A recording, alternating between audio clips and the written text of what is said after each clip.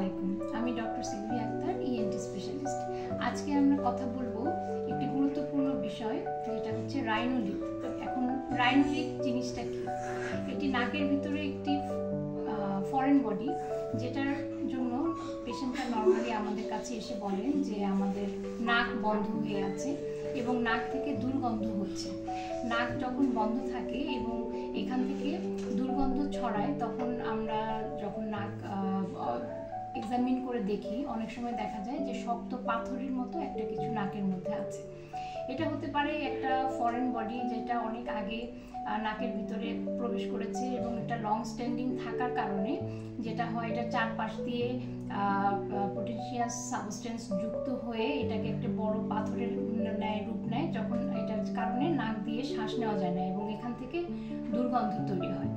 তো এটা থাকতে থাকতে অনেক সময় দেখা যায় যে আমাদের নাকের পর্দা ছিঁড়ে যেতে পারে এবং এটা নাকের অবস্ট্রাকশনের কারণে শ্বাস নিতে প্রচণ্ড সমস্যা হতে পারে। তো আমরা নর্মাল যে আমরা নাক পরীক্ষা করার মাধ্যমে এটাকে আমরা ডায়াগনোসিস করতে পারি। এন্ডোস্কোপের মাধ্যমে নাকের ভিতরে আমরা দেখে এটা ডায়াগনোসিস করতে পারি যে এটা রাইনোলিথ।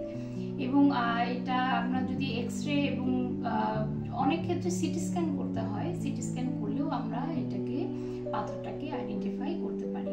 এখন এখানে আমাদের করণীয় কি? এখানে আমরা রাইনোলিথটাকে আমাদের বের করতে হবে। যদি রাইনোলিথের সাইজটা ছোট থাকে তাহলে আমরা এটা বের করে নিয়ে আসতে পারি সহজেই। আর যদি অনেক বড় হয়, অনেক বড় পাথর বা স্টোন স্ট্যাগন টাইপের অনেক সময় হয়, সেক্ষেত্রে আমাদেরকে অপারেশন থিয়েটারে পেশেন্টকে নিয়ে যেতে হয়।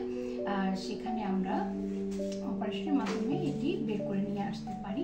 তো যাতে এটা আমাদের সাবধান থাকতে হবে এই কারণে যে এটা যেন অনেক বড় ধরনের স্টোন না হয়, যেক্ষেত্রে আমাদের অপারেশনের প্রয়োজন হতে পারে। তার আগেই যদি আমরা এটা সচেতন হই যে নাকে এই ধরনের সমস্যার জন্য, সেক্ষেত্রে পেশেন্টের সাফারিংসটা কম হয়। ধন্যবাদ।